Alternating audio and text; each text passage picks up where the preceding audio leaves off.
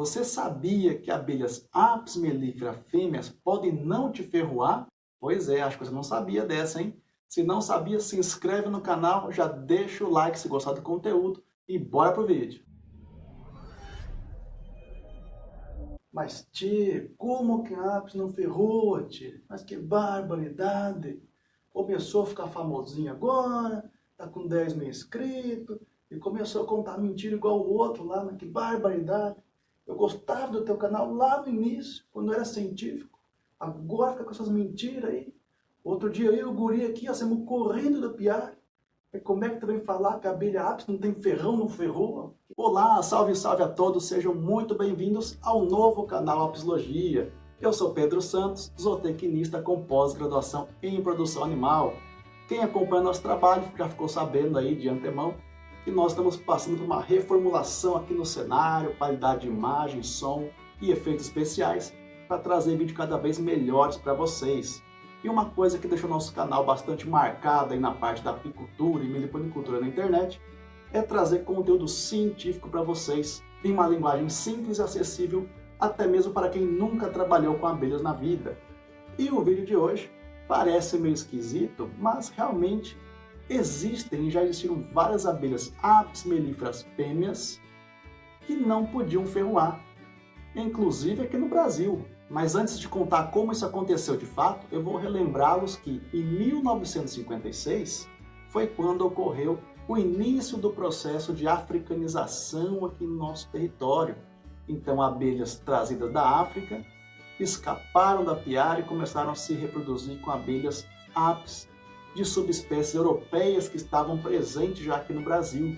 E esse foi um período muito complicado da apicultura, porque os apicultores estavam acostumados a trabalhar com subespécies muito mais mansas, de fácil manejo, dóceis, que não ficavam incomodando animais, pessoas. Então a forma de trabalhar com elas era muito diferente da forma que nós trabalhamos hoje com as abelhas africanizadas. E as abelhas africanizadas, por serem muito mais defensivas, começaram a causar alguns problemas de acidentes, tanto com animais quanto com pessoas, inclusive acidentes mais sérios levando pessoas a óbitos e animais também. Acontece que, nesse momento difícil da apicultura nacional, muitos criadores deixaram de criar as abelhas, largaram a apicultura para exercer outra atividade. Então, tanto o governo quanto professores, pesquisadores buscavam formas de tentar tornar a apicultura atrativa novamente para que os criadores retornassem à criação de abelhas. Afinal de contas, a pesquisa, o governo depende também dos apicultores para conseguir ter a produção de mel, ter um serviço de polinização de forma eficiente. Então não é interessante para o nosso país que ninguém cria abelha. Nós temos que ter os produtores criando abelha no campo, tanto a Apis mellifera quanto as abelhas nativas sem ferrão. Por isso que se você pega livros, até mesmo artigos científicos, no início dos anos 60 até final dos anos 70, existe uma série de trabalhos tentando atenuar, amenizar o efeito da defensividade das abelhas africanizadas para que pudesse ser manejada de forma mais fácil, que a apicultura voltasse a ser interessante para os nossos criadores. Eu poderia citar vários exemplos para vocês, mas no vídeo de hoje eu vou abordar um tema descoberto no Brasil. Geralmente na apicultura, a maior parte dos temas relevantes são descobertos em outros países, como Estados Unidos, Europa, Nova Zelândia, mas nesse caso aqui foi uma descoberta feita no Brasil pelo professor Spencer. Acontece que muitos de vocês que acompanham o nosso canal não têm ligação, não têm muito conhecimento da parte científica, mas na ciência também tem as modinhas. Então, em determinada época do ano, o pessoal foca em estudar tal coisa, depois já aquilo lá já perde a graça, vai estudar outra coisa. Ah, agora a moda é polinização em soja, vai todo mundo estudar polinização em soja. Daqui a pouco ninguém lembra mais, vai estudar outra coisa. E nos anos 50 foi moda durante muito tempo o estudo de radiação em insetos. Então o pessoal da época estudou vários componentes radioativos, vários tipos de radiação e como que isso afetava os insetos, tanto abelhas quanto outros insetos, formigas, cupins, gafanhotos, moscas. E nas abelhas, por exemplo, o pessoal descobriu que, dependendo da radiação, causava maior mortalidade dos indivíduos, diminuição da longevidade, ou seja, as abelhas viviam menos tempo do que normalmente viveriam, menor taxa de posturas, rainhas com má formação de asas, de pernas, de abdômen, operárias também.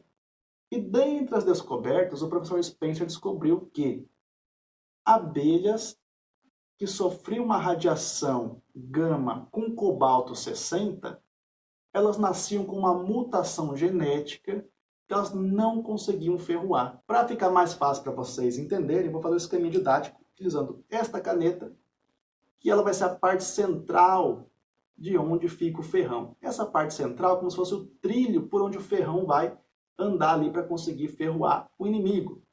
Essa parte central é chamada de estilete. Então nós temos o estilete e ao lado esquerdo do estilete nós temos aqui a lanceta esquerda e do lado direito nós temos a lanceta direita. Então esse conjunto aqui, eu não vou conseguir movimentar agora, mas um desce, depois outro desce, depois esse desce e esse desce.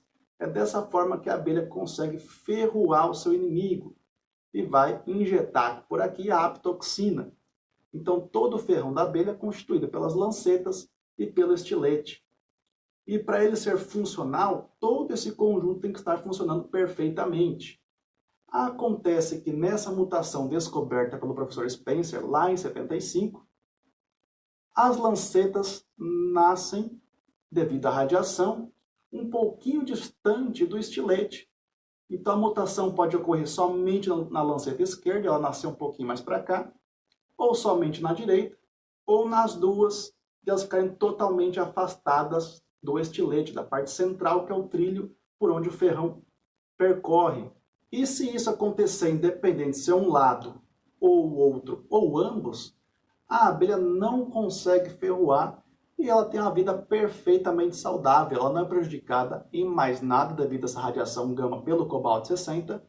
Ela somente nasce com essa mutação genética do ferrão aberto. Ele é aberto porque as lancetas ficam separadas ou completamente ou parcialmente do estilete, que é a parte central. E o mais incrível disso é que se a rainha tem essa mutação, ela consegue transmitir isso para seus descendentes.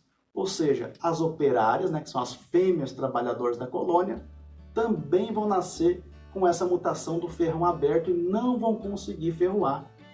Então foram testadas algumas colônias e realmente elas não traziam perigo nenhum porque o seu ferrão não era funcional. Então não é que as abelhas apis não tinham ferrão, elas sempre tiveram ferrão, só que essa mutação genética, devido ao uso do cobalto 60, promovia essa deformidade no aparato aqui do ferrão e elas não conseguiam ferroar porque o ferrão tinha característica de ficar separado, as lancetas do estilete. E aí você poderia dizer, resolvemos o problema da apicultura, porque se muitos apicultores estavam saindo porque as abelhas estavam muito defensivas devido ao processo de africanização, agora acabou o problema, certo? Só que não, porque nós somos seres humanos e achamos problemas em tudo que é coisa. Então foi feita uma votação no 4º Congresso Brasileiro de Apicultura, promovido pela CBA, que ocorreu lá em Curitiba em 76. O pessoal fez uma votação se essas abelhas com essa mutação do ferrão aberto deveriam ser distribuídas em larga escala para os produtores voltarem a criar as abelhas de forma segura, sem causar acidentes com animais, pessoas, aos arredores do apiário. E para a surpresa de muitos, adivinha o resultado? A imensa maioria dos apicultores presentes no evento foi contra a distribuição desse tipo de abelha, porque afinal de contas, se ela não se defende, facilita o furto de colônias no apiário. Além do mais, se vê um inimigo, um macaco, uma anta, um tatu, a abelha não vai se defender de forma alguma. Então o pessoal foi contra e essa pesquisa praticamente acabou desaparecendo por ali, ninguém nunca mais tocou no assunto. Então fica a lição em que muitas vezes a gente reclama que uma coisa de tal jeito, aí quando alguém encontra a solução, não, mas não era bem assim. A gente criou uma abelha mais mansa, mas não tão mansa desse jeito que não ferrou por nada. Então fica para vocês mais essa curiosidade científica, que é possível sim existir abelha apis mellifera fêmea que não consegue ferroar devido a uma mutação na sua formação do seu ferrão. Ela nasce com o ferrão aberto e não consegue ferroar, mas consegue viver perfeitamente, trabalha bem, produtiva, sem causar problema nenhum. Só que ninguém mais pesquisa isso devido à falta de interesse dos produtores daquele tempo, lá nos anos 70, que votaram contra a distribuição desse indivíduo. Agora deixa aqui nos comentários se você já tinha escutado falar sobre esse tema, quem foi mais das antigas, se escutou falar isso lá nos anos 70, nos anos 80, se soube algum relato sobre isso, porque realmente a maioria das pessoas não conhece nada que é possível assim termos abelhas apis mellifera que não ferrou. Eu vou ficando por aqui, espero que tenham gostado. Se gostou, deixa o like, não se esqueça de se inscrever no canal e, se possível, compartilhar nos grupos de WhatsApp aí para ajudar esse conteúdo a chegar a mais pessoas. E até a próxima, tchau, tchau!